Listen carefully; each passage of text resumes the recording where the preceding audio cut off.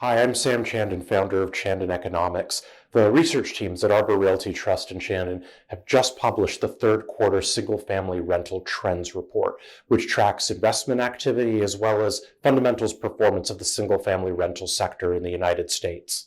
Since the very beginnings of the pandemic, there's been extensive reporting on a mass exodus from the largest urban cores of the United States. In some cases for relatively more suburban parts of the city, in some cases for secondary markets, those smaller cities spread out across the country.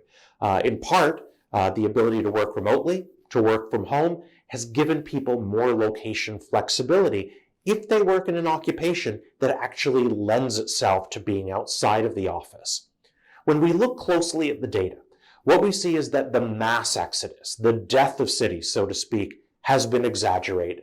Instead, there is a critical mass of high-end renters in Class A properties, relatively larger assets in the urban core that have made a decision over the course of the pandemic to look for a home. In some cases, they are fueling a surge in first-time home buying. In some cases, home ownership is out of reach or simply not their preference, and they have instead rented a home.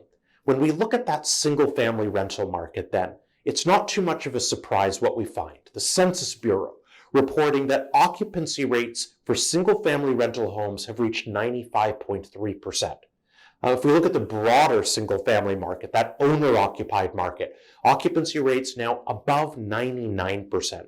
Fewer than 1% of all owner-occupied homes currently vacant. And again, that being consistent with an environment in which, over the course of many years, we've seen very little in the way of additions to the single-family inventory on one side, that supply being constrained, but significant growth in demand as well. As some families have decided now is the time not to be a renter in the urban core, but for whatever reason, maybe it's more space, maybe it's the ability to work from home, maybe it's a desire to locate close to a good quality public school, demand improving in a way that has driven these occupancy rates up to very, very high levels by any historic standard.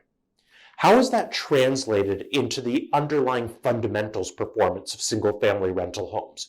Well, what we see there from our third-party data providers and reporting is that when we look at properties that have gone from vacant to occupied, so this is vacant to occupied single-family homes for rent, the rate of growth in rents reached 6.5% during the third quarter.